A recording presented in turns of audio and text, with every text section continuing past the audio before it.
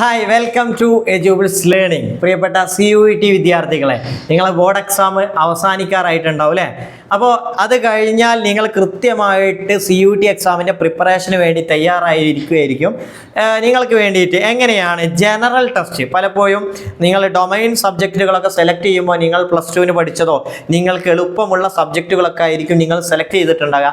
എന്നാൽ general test ചെയ്യുന്ന സമയത്ത് നമ്മൾ ഒരുപാട് കാര്യങ്ങൾ ശ്രദ്ധിക്കേണ്ടത്, സാധാരണ മറ്റുള്ളതിലൊക്കെ ഓരോ ടോപ്പിക്കുകൾ ആ ടോപ്പിക്ക് പഠിച്ചാൽ മതി. എന്നാൽ ജനറൽ ടെസ്റ്റ് എന്ന് പറഞ്ഞാൽ ഒരുപാട് ടോപ്പിക്കുകൾ ഒരുമിച്ച് ചോദിക്കുന്ന ഒരു പേപ്പർ പോലെ ആയിരിക്കും നിങ്ങൾക്ക് തോന്നുന്നത്. കാരണം ഡിഫറെൻ്റ് കാര്യങ്ങൾ അതിൽ ചോദിക്കുന്നുണ്ട്. സോ നമ്മൾ എങ്ങനെയാണ് ഒരു അവസാനത്തെ 45 ദിവസം അതല്ല ഒരു 30 ദിവസം നമ്മൾ ഈ ടോപ്പിക്ക് എങ്ങനെ പഠിക്കാം? പലരും 1 ഇയർ നേരത്തെ തന്നെ CUETക്ക് വേണ്ടി പ്രിപ്പറേഷൻ സ്റ്റാർട്ട് ചെയ്തവരുണ്ടാവും. അവരെ സംബന്ധിച്ച് ഇതിൻ്റെ കൺസെപ്റ്റുകളൊക്കെ എളുപ്പത്തിൽ മനസ്സിലാക്കാൻ പറ്റും. ഈ അവസാന സമയത്ത് അവർ പ്രാക്ടീസ് ചെയ്യാനും എന്നിട്ട് അല്ലേ ഒരു അവസാനത്തൊരു നമ്മൾ എന്ത് ചെയ്യുന്നു, ഒരുങ്ങാനുള്ളൊരു സമയമായിരിക്കും.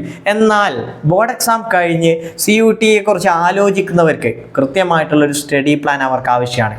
എന്നാൽ ഈ രീതിയിൽ അവർ പോയാൽ ഉറപ്പായിട്ടും എക്സാം ക്രാക്ക് ചെയ്യാനും പറ്റും. കാരണം നമ്മൾ സെൻട്രൽ യൂണിവേഴ്സിറ്റിയാണ് എയിം ചെയ്യുന്നത്. നമ്മളെപ്പോലെ മറ്റുള്ളവരൊക്കെ എക്സാം എഴുതുന്നുണ്ട്.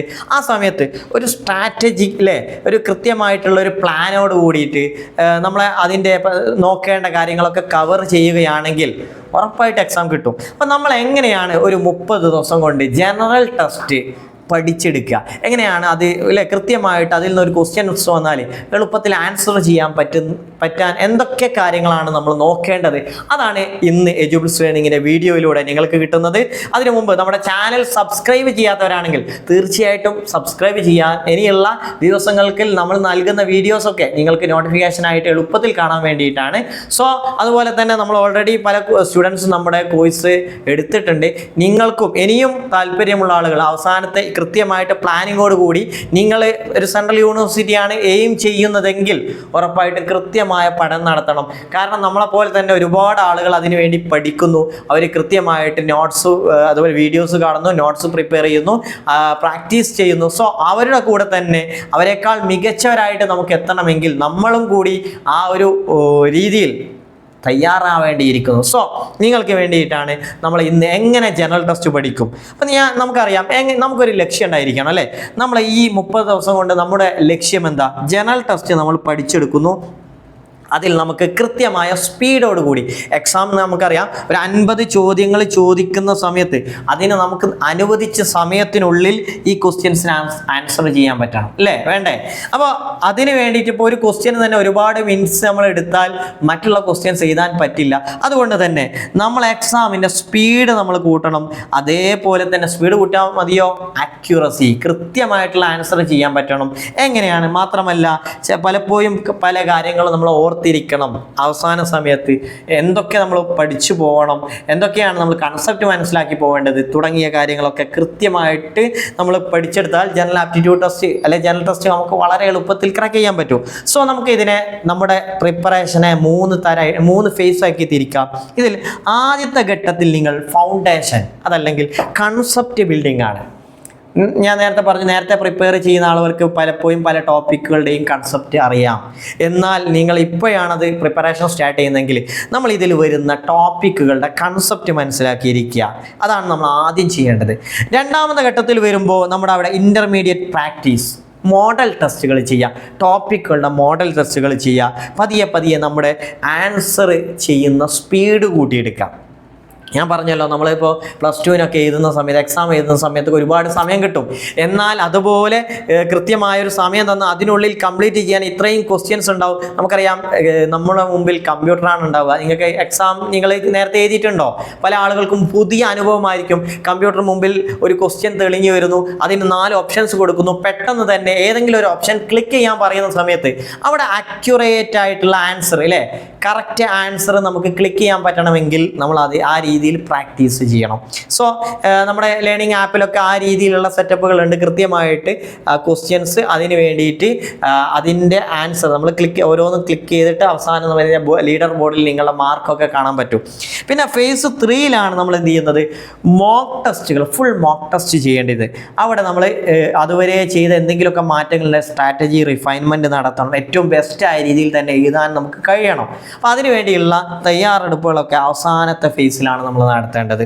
സോ ഇതിനു വേണ്ടി നമ്മൾ ഒരു ദിവസം മിനിമം ഒരു 3-4 hours ജനറൽ ടെസ്റ്റിന് വേണ്ടിയിട്ട് സമയം നൽകണം. എന്നാൽ മാത്രമേ നമുക്കത് പഠിച്ചെടുക്കാനും അത് എക്സാമിൽ അപ്ലൈ ചെയ്യാനും പറ്റുകയുള്ളൂ. സോ അത് കൃത്യമായിട്ട് നിങ്ങൾക്കറിയാം, ഒരു ദിവസം നമുക്ക് 24 hours നമുക്ക് ഉറങ്ങാനും ഭക്ഷണം കഴിക്കാനൊക്കെ ഉള്ള വിശ്രമത്തിനൊക്കെ ഉള്ള സമയമല്ലേ. അതൊക്കെ കഴിഞ്ഞാൽ നമ്മൾ പഠിക്കാൻ വേണ്ടി ഇരിക്കണം. അവസാനത്തെ സമയം നിങ്ങൾ കൃത്യമായിട്ട് ഇല്ലേ നമ്മളെ ഇൻസ്റ്റഗ്രാമിലും അതുപോലെ തന്നെ യൂട്യൂബിലൊക്കെ സമയം ചിലവഴിക്കുന്നതിനപ്പുറം പഠിക്കാൻ വേണ്ടിയിട്ടുള്ള തയ്യാറെടുപ്പ് നടത്തണം. കൃത്യമായിട്ടുള്ള ടൈം ടേബിൾ ഫോളോ ചെയ്യുകയാണെങ്കിൽ നിങ്ങൾക്ക് ഓരോ ദിവസവും ഒരു ഹാബിറ്റ് ട്രാക്കറൊക്കെ ഉണ്ടാവുമല്ലോ. അന്നത്തെ രാത്രി ഇന്നെന്തൊക്കെ പഠിച്ചു, എന്തൊക്കെ കവർ ചെയ്യുന്നൊക്കെ ടിക്കിട്ട് ഇങ്ങനെ പോയാൽ തീർച്ചയായിട്ടും ഒരു സിസ്റ്റമാറ്റിക് ആയിട്ടുള്ള പഠനം തന്നെ നടത്താൻ പറ്റും. അപ്പോൾ നമുക്ക് ഇതിൽ വരുന്ന ടോപ്പിക്കുകളൊന്ന് അനലൈസ് ചെയ്യാം. ഫസ്റ്റ് ജനറൽ ആപ്റ്റിറ്റ്യൂഡിൽ ന്യൂമറിക്കൽ എബിലിറ്റി. ഈ ഭാഗത്ത് വരുന്ന പ്രധാനപ്പെട്ട ടോപ്പിക്കുകളാണ് percentage, profit and loss, ratios, average, time and work. ഇത് കുറച്ച് ടോപ്പിക്ക് മാത്രമേ ഉള്ളൂ, ഇനി ഒരുപാട് ടോപ്പിക്കുകൾ വരുന്നുണ്ട്. സോ നമുക്കറിയാലോ മിക്സ്ചർ ഒക്കെ പ്രധാനമായിട്ട് ചോദിക്കുന്ന ഏരിയകളാണ്. ഇപ്പോൾ ഒരുപാട് ടോപ്പിക്കുകൾ ഇതിൽ പ്രധാനമായിട്ട് ചോദിക്കുന്ന കുറച്ച് ഏരിയാസാണ് ഞാൻ ഇവിടെ കൊടുത്തിട്ടുള്ളത്. അപ്പോൾ ഇതിനെക്കുറിച്ച് ഞാൻ ഈ പറഞ്ഞ സമയത്ത് നിങ്ങൾക്ക് പേഴ്സൻറ്റേജ് അറിയില്ലെങ്കിൽ അതെന്താണ് കൺസെപ്റ്റ് ബേസ് അവിടെ ക്ലിയർ ചെയ്യണം. പ്രോഫിറ്റ് ആൻഡ് ലോസിൻ്റെ കുറിച്ച് അറിയുന്നില്ലെങ്കിൽ അതിൻ്റെ കൺസെപ്റ്റ് ക്ലിയർ ചെയ്യണം. റേഷ്യോസിനെ കുറിച്ച്, ആവറേജിനെ കുറിച്ച്. അപ്പോൾ എളുപ്പമുള്ള ടോപ്പിക് ഉണ്ടാവും, കുറച്ചും കൂടി അല്ലേ ടഫായിട്ടുള്ളതൊക്കെ ഉണ്ടാവും. പക്ഷേ നിങ്ങൾ ആ ഫൗണ്ടേഷൻ ക്ലിയർ ചെയ്യുക എന്നുള്ളതാണ്. ഇപ്പോൾ ഇവിടെ നമ്മൾ ഇതിൻ്റെ ഒരു പ്രിപ്പറേഷൻ സ്ട്രാറ്റജിയിൽ ആദ്യത്തെ 2 വീക്സിൽ നമ്മൾ എന്ത് ചെയ്യണം, കോർ ഫോർമുലാസ് പഠിച്ചെടുക്കണം. ഓരോന്നല്ലേ ഫോർമുലാസ് ഉണ്ടല്ലോ, ആ ഫോർമുലാസ് അല്ലേ നമ്മൾ പേഴ്സൻറ്റേജ് കാണുന്നു, ഇൻട്രസ്റ്റ് അല്ലേ, interest, simple interest, compound interest. അപ്പോൾ ഇതിൻ്റെ ഫോർമുലാസ് പഠിച്ചെടുക്കുക. അതുപോലെ മെൻ്റൽ മാത്സ് ഷോർട്ട് കട്ടുകൾ നമ്മൾ പഠിച്ചെടുക്കുക. ഉദാഹരണത്തിന് നമ്മളിപ്പോൾ ചിലതൊക്കെ നമ്മൾ പഠിച്ചു പോകണം കേട്ടോ. സ്ക്വയർ അതുപോലെ ക്യൂബൊക്കെ കാണുമ്പോൾ നമ്മൾ ആദ്യത്തെ ഒരു 20 നമ്പേഴ്സിൻ്റെ സ്ക്വയർ അങ്ങ് പഠിച്ചു വെക്കുക. ആദ്യത്തെ ഒരു 10 നമ്പേഴ്സിൻ്റെ ക്യൂബുകൾ പഠിച്ചു വെച്ചാൽ എളുപ്പത്തിൽ നമുക്കത് ക്ലിയറായി മനസ്സിലാക്കാൻ പറ്റും. അതുപോലെ തന്നെ ചില കാര്യങ്ങളൊക്കെ ഉണ്ടല്ലോ, പേഴ്സൻറ്റേജ് ഒക്കെ കാണുമ്പോൾ ഒരു 10,000-ൻ്റെ അല്ലേ 10% എത്രയാണെന്ന് ചോദിച്ചാൽ നമ്മളത് കണക്കാക്കുന്നതിനപ്പുറം ജസ്റ്റ് ഒരു അല്ലേ ഒരു എന്താ പറയുക കുത്ത് ഡോട്ട്സ് ഒരു നമ്പർ ഒന്ന് പിറകോട്ടിട്ടാൽ നമുക്ക് ഇവിടുന്ന് 1000 ആണെന്ന് ക്ലിയർ ആയിട്ട് മനസ്സിലാക്കാൻ പറ്റും അല്ലേ. അങ്ങനെയുള്ള ഷോർട്ട് കട്ടുകൾ നമ്മൾ എന്ത് ചെയ്യുക, പഠിച്ചു വെക്കുക. അപ്പോൾ നമ്മളത് മെൻ്റലി പെട്ടെന്ന് ആൻസറിലേക്ക് എത്താൻ പറ്റും. പിന്നെ 3-4 വീക്കുകൾ നമുക്കറിയാം ഇത് ഈ ഡാറ്റ ഇൻ്റർപ്രിറ്റേഷൻ പോലെയുള്ള ക്വസ്റ്റ്യൻസ് ഇല്ലേ, പൈച്ച ഇത് ഇങ്ങനെയുള്ള കാര്യങ്ങൾ കൃത്യമായിട്ട് നമ്മൾ പഠിച്ചു വെക്കുക കേട്ടോ. അവിടെയാണ് എന്ത് ചെയ്യുന്നത്, പൈച്ചാർട്ട്, ടേബിൾസുകളൊക്കെ ഡാറ്റ ഇൻ്റർപ്രിറ്റേഷൻ്റെ ആവശ്യത്തിന് അങ്ങനെയുള്ള കാര്യങ്ങളൊക്കെ വരും. അതായത് സില്ലോജിസം, അതിന് വേണ്ടി വെൻ ഡയഗ്രം, ഇങ്ങനെയുള്ള കാര്യങ്ങളൊക്കെ നമ്മൾ ജസ്റ്റ് എന്ത് ചെയ്യുക, പഠിച്ചു വെക്കാം. പിന്നെ നമുക്ക് വരുന്നത് ഇതിൽ ലോജിക്കൽ റീസണിങ് ആണ്. അപ്പോൾ നമ്മൾ എന്ത് ചെയ്യണം, നമ്മൾ നേരത്തെ പറഞ്ഞതുപോലെ തന്നെ ഒരു ഫോർമുല ബാങ്ക് നമ്മൾ എന്ത് ചെയ്യണം, ക്രിയേറ്റ് ചെയ്യണം. എന്നാൽ ഇപ്പോൾ ഓരോന്ന് പഠിക്കുമ്പോൾ പേഴ്സൻറ്റേജ് പഠിക്കുമ്പോൾ അതുമായി ബന്ധപ്പെട്ട കാര്യങ്ങൾ ജസ്റ്റ് ഒന്ന് നോട്ട് ചെയ്യുക. അടുത്തത് ആവറേജ് പഠിക്കുമ്പോൾ അതിൻ്റെ കാര്യങ്ങൾ എന്ത് ചെയ്യുക, ജസ്റ്റ് നോട്ട് ചെയ്യുക. അപ്പോൾ ചെറിയൊരു നോട്ട്സ് നിങ്ങളെ കയ്യിൽ എപ്പോഴും ഉണ്ടാവും. അപ്പോൾ എന്തെങ്കിലും ഡൗട്ട്സൊക്കെ വന്നാൽ അത് റെഫർ ചെയ്താൽ മതി. ക്ലിയർ അല്ലേ? അടുത്തത് നിങ്ങൾ ചെയ്യേണ്ടത് നമ്മളിപ്പോൾ logical reasoning and analytical reasoning. ഇവിടെ നിങ്ങൾ ശ്രദ്ധിക്കേണ്ടത് പ്രധാനമായിട്ട് കോഡിങ് ആൻഡ് ഡിക്കോഡിങ്, സീരീസ് അല്ലേ, blood relations, seating arrangement, syllogism, ഇതൊക്കെ വരാറുണ്ട്. സില്ലോജിസം ഒക്കെ ചോദിക്കാറുണ്ട് കേട്ടോ. അപ്പോൾ പിന്നെ അതുപോലെ തന്നെ ഡയറക്ഷൻസ് ചോദിക്കാറുണ്ട്. മിറർ ഇമേജുകൾ തന്നിട്ട് അതുമായി ബന്ധപ്പെട്ടുള്ള ക്വസ്റ്റ്യൻസ് ഉണ്ടാവാറുണ്ട്. പിന്നെ അനലോജിയുമായി ബന്ധപ്പെട്ട ക്വസ്റ്റ്യൻസ് പറഞ്ഞല്ലോ, അനലോജികൾ വരാറുണ്ട്. അത് ഇപ്പോൾ കണ്ടോ സീരീസിലൊക്കെ ആൽഫ ന്യൂമർ, അതുപോലെ അനലോജി വരുമ്പോൾ എന്ത് ചെയ്യും, അതേ രീതിയിൽ നമ്മൾ എന്ത് ചെയ്യണം, അതിപ്പോൾ ഞാൻ ചിലപ്പോൾ ആൽഫബറ്റ് ആയിരിക്കും, ചിലപ്പോൾ നമ്പർ ആയിരിക്കും. സോ നമ്മൾ ഈ രീതിയിലുള്ള കാര്യങ്ങൾ നമ്മൾ ക്ലിയർ ചെയ്ത് പോകണം. അപ്പോൾ ഇതെങ്ങനെ നമ്മൾ പഠിച്ചെടുക്കും എന്ന് പറഞ്ഞാൽ അതിൻ്റെ പ്രിപ്പറേഷൻ സ്ട്രാറ്റജി ശ്രദ്ധിക്കുക.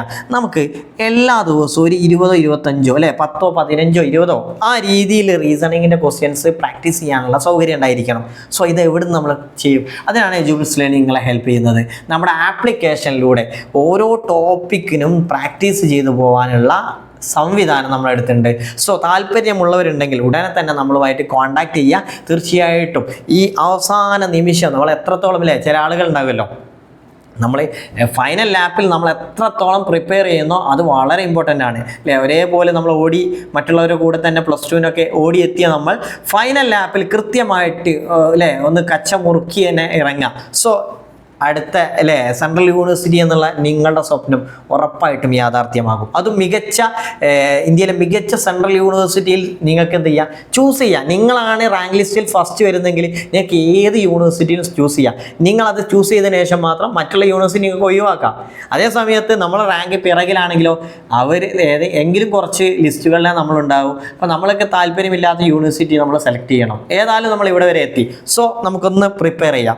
അടുത്തത് വിഷ്വലൈസേഷൻ. അപ്പോൾ use family trees four blood relation. നമ്മളിപ്പോൾ ഇതിലൊക്കെ ബ്ലഡ് റിലേഷനൊക്കെ പറയുന്ന സമയത്ത് ഫാമിലി ട്രീസ് നമ്മൾ വരച്ചിട്ടുണ്ടാകും അല്ലേ. അങ്ങനെയുള്ള കാര്യങ്ങളൊക്കെ വിഷ്വലൈസ് ചെയ്യുക. ഉദാഹരണത്തിന് ഫാദർ എന്ന് പറയുമ്പോൾ ഫാദർ, അതിൻ്റെ താഴോട്ട് വരുന്ന സമയത്ത് സണ്ണ് അല്ലേ, അല്ലെങ്കിൽ ഡോട്ടർ എന്നൊക്കെ പറയാറില്ലേ. അപ്പോൾ അത് നമ്മൾ എന്ത് ചെയ്യുന്നു, ഫാമിലി ട്രീ വരച്ചാൽ എളുപ്പത്തിൽ മനസ്സിലാക്കാൻ പറ്റും. അങ്ങനെ ഡയറക്ഷൻസ് നമ്മളില്ലേ, ഡയറക്ഷൻസ് നോക്കിയാൽ ഇപ്പോൾ നോർത്ത് സൗത്ത് അത് നമ്മൾ ആദ്യം പഠിച്ചു വെക്കുക. നോർത്ത് സൗത്ത്, അതുപോലെ തന്നെ വെസ്റ്റ് ഈസ്റ്റ്, ഇത് പഠിച്ചാൽ നമ്മളിപ്പോൾ ഡയറക്ഷൻ വരികയാണെങ്കിൽ ഒരാൾ അല്ലേ ഒരു 10 മീറ്റർ നോർത്തിലേക്ക് സഞ്ചരിച്ചു എന്ന് പറയാം, 10 മീറ്റർ അല്ലേ.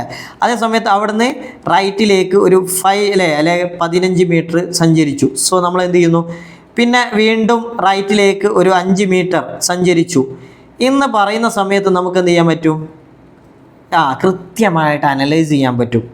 ഓക്കെ, 10 മീറ്റർ ആണെങ്കിൽ 10 അങ്ങനെ. അപ്പോൾ നിങ്ങൾ നോക്കൂ, ഇവിടെ നിന്ന് കൃത്യമായിട്ട് നമുക്ക് മനസ്സിലാക്കാം ഇപ്പോൾ അവൻ നിന്ന സ്ഥലത്ത് നിന്ന് ഏത് ഭാഗത്തേക്കാണുള്ളത്.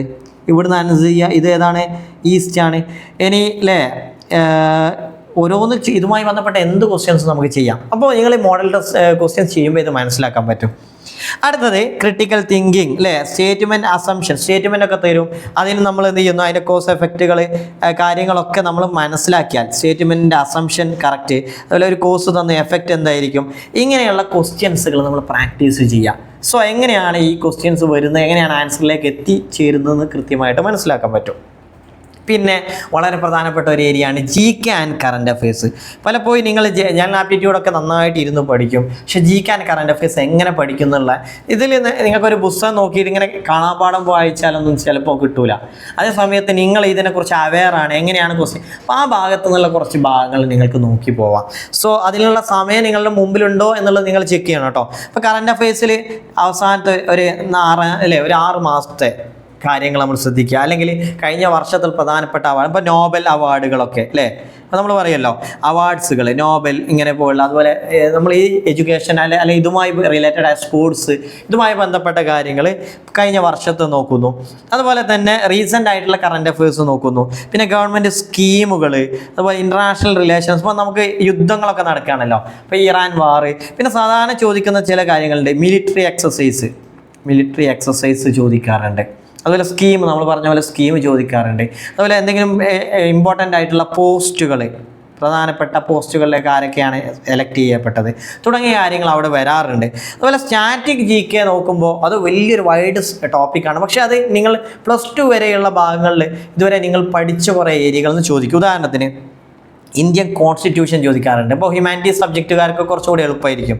അവിടെ കോൺസ്റ്റിറ്റ്യൂഷൻ നിങ്ങൾ ആർട്ടിക്കിളാണ് നോക്കേണ്ടത്. ആർട്ടിക്കിൾ, ഫണ്ടമെൻ്റൽ റൈറ്റ്സ് ഏതൊക്കെ, അതിൻ്റെ ആർട്ടിക്കിൾ, ഫണ്ടമെൻ്റൽ ഡ്യൂട്ടീസ്, DPSP അല്ലേ, ഡയറക്റ്റീവ് പ്രിൻസിപ്പിൾസ്. അപ്പോൾ ഇങ്ങനെയുള്ള ആർട്ടിക്കിൾ നിങ്ങൾ നോക്കുക. ഇപ്പോൾ എലക്ഷൻ വരിക, അപ്പോൾ എലക്ഷനുമായി ബന്ധപ്പെട്ട ആർട്ടിക്കിൾ ഏതാ, അങ്ങനെയുള്ള കാര്യങ്ങൾ ജസ്റ്റ് ഒന്ന് നോക്കുക. ജിയോഗ്രഫിയിൽ ചില ക്വസ്റ്റ്യൻസ് ഉണ്ട്. അപ്പോൾ അവിടെ reverse, Indian reverse, Himalayan reverse, അങ്ങനെയുള്ള റിവേഴ്സും, അതല്ലെങ്കിൽ ഉപദ്വീപീയ പീഠമുകൾ അല്ലേ, അങ്ങനെ പ്ലാറ്റുകൾ, ഇങ്ങനെയുള്ള റിവേഴ്സുമായി ബന്ധപ്പെട്ട ചോദ്യങ്ങളൊക്കെ ജിയോഗ്രഫിയിൽ നിന്ന് ചോദിക്കാറുണ്ട്. അതിർത്തികൾ, നമ്മുടെ ഇപ്പോൾ ഇന്ത്യയുടെ ബോർഡറുകളെ കുറിച്ച്. പിന്നെ വരുന്നത് ഹിസ്റ്റോറിക്കൽ ടൈം ലൈനിൽ. ഇവിടെ നമ്മൾ ജസ്റ്റ് മോഡേൺ ഹിസ്റ്ററിയെങ്കിലും നോക്കി പോവുക. ഇന്ത്യയുടെ മോഡേൺ ഹിസ്റ്ററിയിലെ ടൈം ലൈൻ, ഇപ്പോൾ റീസെൻ്റ് ആയിട്ട് ഇപ്പോൾ നമ്മൾ ഇന്ത്യക്ക് ഇൻഡിപെൻഡൻസ് കിട്ടി, അതിനു മുമ്പ് ഗാന്ധിയൻ സമരങ്ങൾ, സാൾട്ട് സത്യാഗ്രഹ, ക്വിറ്റ് ഇന്ത്യ, അതുപോലെ ജാലിയൻവാലാബാഗ് മസാക്കർ, ഇങ്ങനെയുള്ള പ്രധാനപ്പെട്ട ടോപ്പിക്കുകളൊക്കെ ഞാൻ അതിലൊക്കെ ചെറിയ ക്ലാസ്സിൽ നിന്ന് തന്നെ പഠിക്കുന്ന, പക്ഷേ PYQസിന് ചെയ്യുമ്പോൾ അതൊക്കെ നിങ്ങളെ എളുപ്പത്തിൽ മനസ്സിലാക്കാൻ പറ്റും. പിന്നെ ഡെയിലി നമ്മൾ എന്ത് ചെയ്യുന്നു, ഒരു ന്യൂസ് പേപ്പറൊക്കെ ഇനിയുള്ള ഇവൻറ്റുകൾ വായിക്കണമെന്നില്ല, നിങ്ങൾ നേരത്തെയുള്ള ഇവൻറ്റുകളുടെ കുറച്ച് മാസികകൾ, കറണ്ട് അഫയേഴ്സ് മാഗസിനൊക്കെ മുമ്പത്തെ മാസങ്ങളിലൊക്കെ ജസ്റ്റ് ഒന്ന് എടുത്ത് നോക്കുക കേട്ടോ. അപ്പോൾ തീർച്ചയായിട്ടും നമ്മൾ current affairs, GK, general aptitude, reasoning തുടങ്ങിയ കാര്യങ്ങളെക്കുറിച്ച് പറഞ്ഞു. ഇനി നിങ്ങൾ എന്ത് ചെയ്യണം, നമുക്ക് 100% മാർക്ക് കിട്ടണമെങ്കിൽ പെർസെൻറ്റേജും നമ്മൾ മനസ്സിലാക്കണം കേട്ടോ. അവിടെ നമുക്ക് എന്ത് ചെയ്യണം, നമ്മുടെ സ്പീഡോടുകൂടെ തന്നെ അക്യുറസി വേണ്ടേ? നമ്മൾ വെറുതെ സ്പീഡ് ഉണ്ടാക്കിയാൽ പോരാ, കറക്റ്റ് ആൻസറിലേക്ക് എത്തണം. നെഗറ്റീവ് മാർക്ക് ഉണ്ട്. നമ്മൾ 5 ക്വസ്റ്റ്യൻസ് അല്ലേ, ഒരു ക്വസ്റ്റ്യൻസ് ശരിയായാൽ 5 മാർക്ക് നിങ്ങൾ കിട്ടും. അതേസമയം തെറ്റിയാൽ -1 ഒരു മാർക്ക് കുറയും. ഈ കാര്യം നിങ്ങൾ പ്രത്യേകം ശ്രദ്ധിക്കുക. അതുപോലെ തന്നെ നമ്മളെ മിസ്റ്റേക്കുകൾ എന്ത് ചെയ്യുക, റിവ്യൂ ചെയ്യണം. നമ്മൾ മോക്ക് ടെസ്റ്റുകൾ ചെയ്യുന്ന സമയത്ത് ഓരോ ക്വസ്റ്റ്യൻസും ഏത് ക്വസ്റ്റ്യൻസാണ് തെറ്റി അത് റിവ്യൂ ചെയ്യുക. എന്നിട്ട് അത് പിന്നീട് ആ ഫീൽഡിൽ ആ ഏരിയയിൽ നിന്നുള്ള ക്വസ്റ്റ്യൻസ് പിന്നെ തെറ്റിക്കരുത്. അതുപോലെ തന്നെ take mocks at the same time as your actual exam slot to build mental stamina. Okay, അപ്പോൾ നമ്മളിപ്പോൾ ഒരു മോക്ക് ടെസ്റ്റ് ചെയ്യുന്ന സമയത്ത് ഇപ്പോൾ നമുക്കുള്ള സമയം എത്രയാണോ അതേ രീതിയിൽ, ഇപ്പോൾ 60 മിനിറ്റ് 50 ക്വസ്റ്റ്യൻസ് ആണെങ്കിൽ നമ്മൾ ചെയ്യേണ്ടതും അതേ ടൈം സ്പീഡ്, അതേ ടൈമിൻ്റെ ഉള്ളിൽ അത്ര ക്വസ്റ്റ്യൻസ് ആണ് ചെയ്യേണ്ടത്. സോ അത് നിങ്ങൾക്ക് ക്ലിയർ ചെയ്യാൻ പറ്റും. ഈ രീതിയിലുള്ള പ്രാക്ടീസ് നിങ്ങൾ ചെയ്യുകയാണെങ്കിൽ ഉറപ്പായിട്ട് നിങ്ങൾക്ക് ക്രാക്ക് ചെയ്യാൻ പറ്റും. സോ ഇനിയുള്ള ആ ഒരു ടെസ്റ്റിൻ്റെ ഡേയ്സ് കൃത്യമായിട്ട് ഫോളോ ചെയ്യാൻ നിങ്ങൾക്ക് കഴിയട്ടെ. Thank you very much.